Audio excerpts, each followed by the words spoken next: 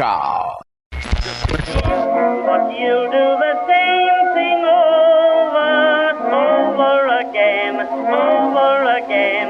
You do the same thing over. Thank you, what? Don't make me curse about the polishing cloth. Yeah, well, I said, damn.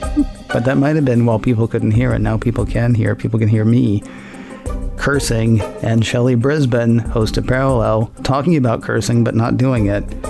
Don't worry, we'll get her to curse off mic. It'll be fine.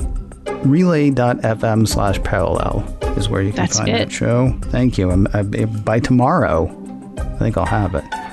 And of course, you can also follow Shelly on Twitter. It is at Shelly, SHELLY, at Shelly on Twitter, twitter.com/Shelly. All right, so I put a question out to macOS Ken listeners about 3 weeks ago, I think. The question was, is it still news when Apple follows the law wherever Apple does business? And it was prompted by, I want to say, 2 stories in the same week. One of them had to do with China. I can't even remember anymore because Apple and China, it's like, every other week. China says, hey, no more VPNs. And Apple's like, you got it. And they pull them out, right? And China's like, hey, you got to kill the bookstore. And Apple's like, we were thinking we're going to kill the bookstore. And now we have, because you said. Sort of a bigger one, and one that's a bit more concerning in a way, because we all know the deal in China. We have an indication of the deal in Russia. The Navalny app, which is put out by an opposition politician, I can't remember, it might be Alexei Navalny, or I might just say Alexei because that's a Russian name. But Navalny basically put together an app that would, or his organization put together an app that would let people know about politicians running in upcoming elections who were basically opposed to the Kremlin or opposed by the Kremlin. The ruling party in Russia is like, no, we don't want these people, right? And so the Navalny app basically put them all together and like, look, even if you don't agree with everything they say, even if you don't agree with everything they do, electing these people could break the jam or break the hole that the Kremlin has over Russian politics. And oddly enough, just days before the election, the Russian government was like, right, we need that out of the App Store. And Apple said, you got it. Pulled it out. Now, this was after probably 2 or 3 months of back and forth between Russian politicians and Apple on whether that app was going to be there. But, a day before, some people say Apple kowtowed. Some people say Apple caved. Some people say Apple followed the law in the country in which they do business. So the question I put out to macOS Ken listeners is it still news when that happens? Is it still news when Apple follows the law in the country in which it is doing business, even if we find the law reprehensible? Now you, or even objectionable. Now you actually work in news. I sort of work in news in that I started doing news and people listen, which is neat. You actually work in news. I'm curious what your take is on that whole thing. Well, there's several ways to take that, but I think it is news for a few reasons. First of all, there's the crass business reason, which is, for example, if Apple is not allowed to run the bookstore in China, that means they can't make money and shareholders care about that. Right. So there could potentially be other situations in which Apple is prevented from doing something that affects their revenue in that country. So as a business news matter, it is news. Apple wants to do business a certain way, and laws in a country, any country, could change that. And that could be tax laws in the United States. It could be human rights related laws in China or in Russia. So that's news from that side of the coin. In terms of whether it's news that they're following a lot laws as a general matter, following the law, those laws change and evolve and are interpreted differently. And you gave examples. The Navalny app came out, had been out for a while, I think, but then right before the election, Russia says, oh, hey, you have to take that out. Mm-hmm. And I don't know whether that was a law or whether that was just an edict that Apple felt that they had to obey. Mm-hmm. So that is by definition news because something new happened. It's not news that Apple is required to lock down certain parts of the internet for a Chinese audience. I don't know the specifics of what they have been forced to do to hide from the Chinese audience for many years. But the fact that it changes, the fact that it can evolve either because Chinese law changes or because Apple wants to change, they offer the private relay thing, right? That's new. So China or Russia says you can't offer private relay, you can't offer hide my email. That's news. And then also, at the end of the day, Apple brands itself as a company that has social responsibility in its DNA somewhere. And they get to say, this is what we stand for. And then they get to say, but we're a business. So when we stand for these things, we have to do it in a way that is compliant with our business objectives. But because Apple puts itself out as a certain kind of company, they're going to make more news about that than other companies. And then the last thing I guess I would say is the Google example is interesting because a lot of what Google has faced pressure from its employees in terms of what it does and doesn't do in other countries. And that's news too, because if you have a workforce that is not interested in going along, and Microsoft had issues in terms of defense contractors, same thing. You have a workforce that is not interested in going along with what the company wants to do.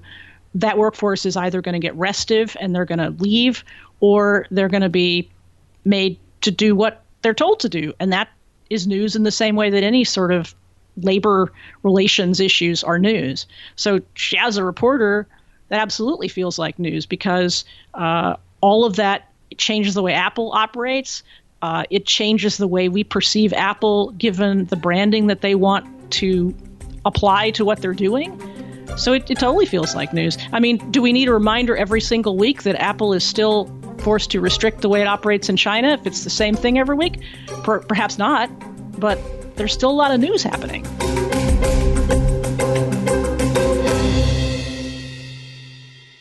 More of our conversation with Shelly in just a moment, but first I want to tell you about another show that I do. It is called The Checklist. It is brought to you by Secure Mac.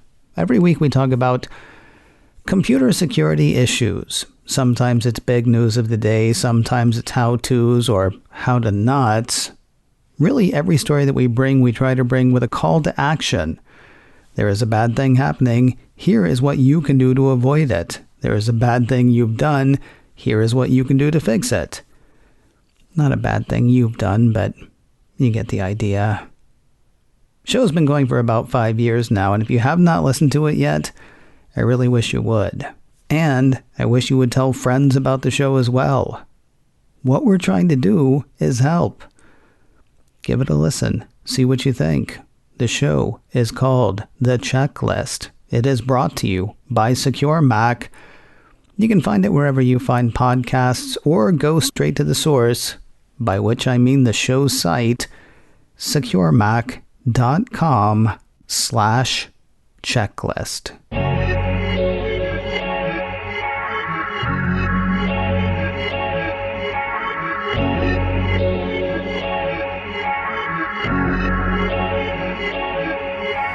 Back with Shelly Brisbin, host of Parallel, online at relay.fm/parallel. See, just before the break, you hit on the issue that I'm having, and honestly, half of this is trying to figure out, morality in a sometimes questionable world. Part of it also is trying to program a show.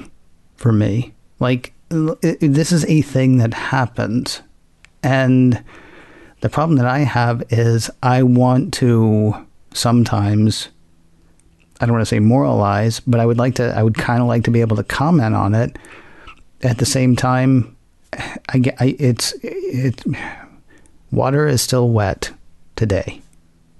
Now sports. I mean, I don't know how to, it's interesting when you say the thing about, the bookstore and that, does, that sort of affects how they do business. And so that makes it news. Okay. That one I get. Another thing though, where some app had to be pulled or something had to be changed. I'm thinking about the Roman Polanski. It's China, not without the town. It's what happens. It's what happens, and I don't let them off the hook for that. You said something else that was really interesting to me, where you said Apple presents itself a certain way, and then has to come back and say, "But we're a business." I find myself wondering how Apple presents itself in China, Because I had somebody, when we were having this discussion on another show sometime, I had somebody say, well, Apple, says right there that Private Relay is not going to be available in China. Well, Apple says right here that Private Relay is not going to be available in China. Do they know about Private Relay in China? Is Apple saying, we have this really cool thing, but we can't give it to you because your government says, hint, hint. Or is Apple saying, we have this really neat thing, and they don't say Private Relay not included. They just don't say Private Relay, period. Yeah, that's super interesting. And I don't know what Chinese consumers get in terms of either Apple marketing or the sort of perception of what the company is like and what they're offering, whether they know about Private Relay. I had an interesting conversation with my niece. She's 18 years old, so that should be stipulated ahead of time. She's very interested in China, and she's considering some sort of study abroad thing. She's an engineering major, and later in her college career, she wants to go to China, and she wants to make stuff. She wants to make hardware. I think it's super awesome.